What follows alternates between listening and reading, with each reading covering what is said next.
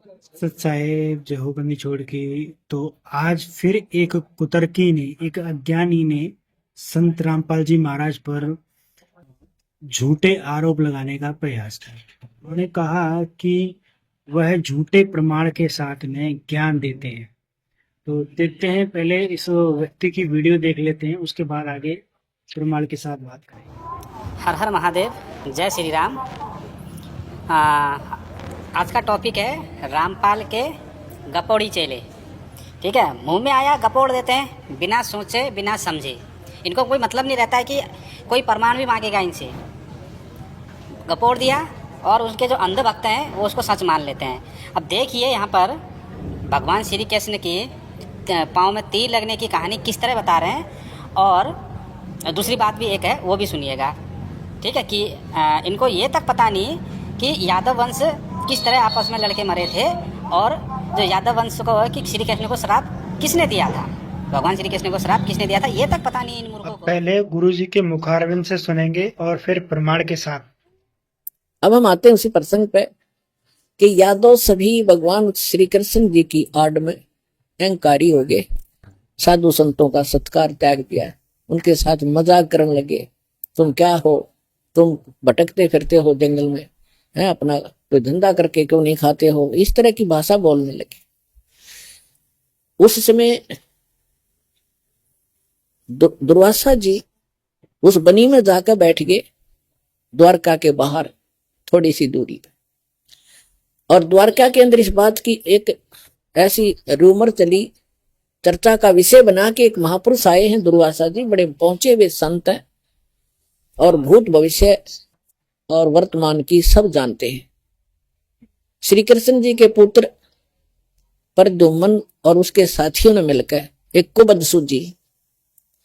उन्होंने एक फैसला लिया कि भाई ऐसे सुन रहे हैं कि ये दुर्वासा जी बड़े पहुंचे हुए महापुरुष हैं और भूत भविष्य की सारी जानते हैं, इसकी परीक्षा लेते हैं।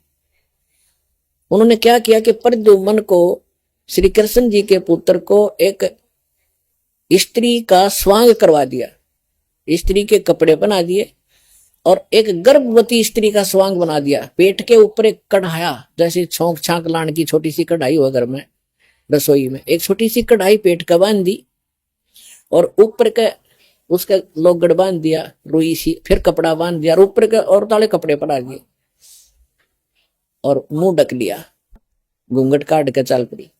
10-12 उसके साथ और जो शरारती स्कीम बना कर गए थे वो गए। दुर्वासा जी के पास जाकर उन्होंने कहा कि भगवान प्रणाम हो ऋषि जी को, हम आपके पास एक समस्या लेकर आए हैं। दुर्वासा जी ने पूछा, बोलो भाई क्या है तुम्हारी समस्या? कि ये व्यक्ति और ये इसकी पत्नी, इनके विवाह को 10-12 वर्ष हो गए थे ऋषि जी, अब भगवान ने दया बख्शी है या गर्भवती हुई है और ये उतावले हो रहे हैं। आपके बारे में सुना है कि आप भूत भविष्य और वर्तमान की सारी जानने वाले हो, तो ये आपसे ये पूछना चाहते हैं कि इसका लड़का होगा कि लड़की। अब दुर्वासा जी ने अपनी दूरबीन ला के देखा, देव दृष्टि, उसे वो समझ गया कि बकवास कर रहे हैं रामजादे।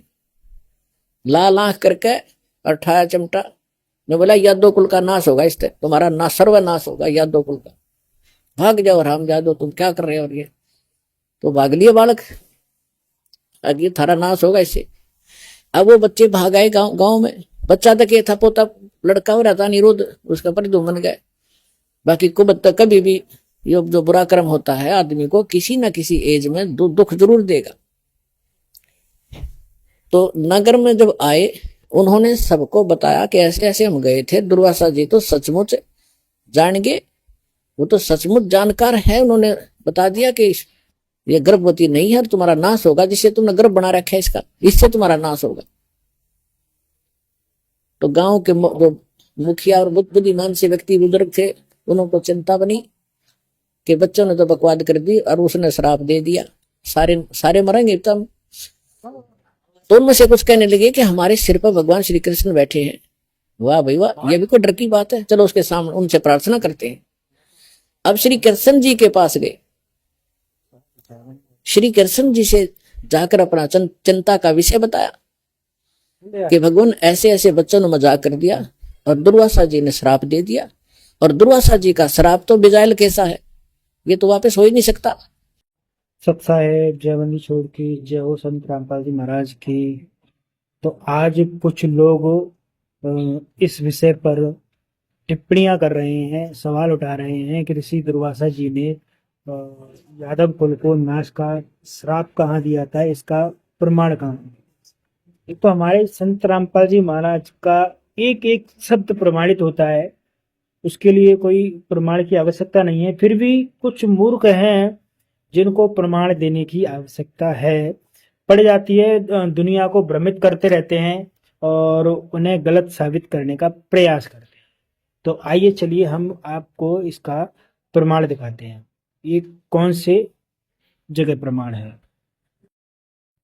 तो आइए देखते हैं। श्रीमद् भागवत पुराण में द्वितीय खंड के इसमें देखेंगे यदुवंशियों को ऋषियों का श्राप, यदुकुल का संहार, इसके पेज पे जाएंगे। वैसे तो पूरी स्टोरी है जो हमारे गुरुजी ने बता रखी है, लेकिन हम यहाँ से पढ़ेंगे। एक दिन यदुवंशियों के कुछ उद्दंड कुमार खेलते खेलते उनके पास निकले। उन्होंने किसके पास? ऋषियों के पास निकले। उन्होंने बनावटी नम्रता से उनके चरणों में प्रणाम करके प्रसन्न किया। वे जाम्बवती नंदन शाम्ब को स्त्री के वेश में सजा कर ले गए थे और कहने लगे, ब्राह्मणों, यह कजरारी आंखों वाली सुंदरी गर्भवती है। यह आपसे एक बात पूछना चाहती है, परंतु स्वयं पूछने में सकुचाती है। आप लोगों का ज्ञान अमोघ अबाध है, आप सर्वज्ञ हैं। इसे पुत्र की बड़ी लालसा है और अब प्रसव का समय निकट आ गया है। आप लोग बताइए, यह कन्या जनेगी या पुत्र? परीक्षित जब उन कुमारों ने इस प्रकार उन ऋषियों मुनियों को धोखा देना चाहा, तब वे भव प्रेर से क्रोधित हो उठे। उन्होंने कहा, मूर्खो, यह एक ऐसा मूसल पैदा करेगी जो तुम्हारे कुल का नाश करने वाला होगा। ध्यान से देख लीजिए, तुम्हारे कुल का नाश करने वाला होगा। ये श्राप किसने दिया था?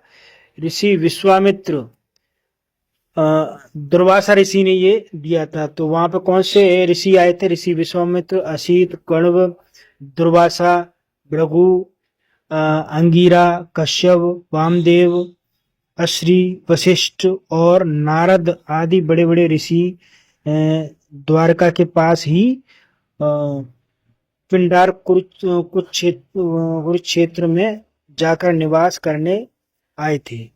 तो यहाँ पर आपने प्रमाण पूरा देख ही लिया कि क्रोध में ऋषियों ने श्राप दिया था और जिसकी वजह से उनके कुल का नाश हो गया था।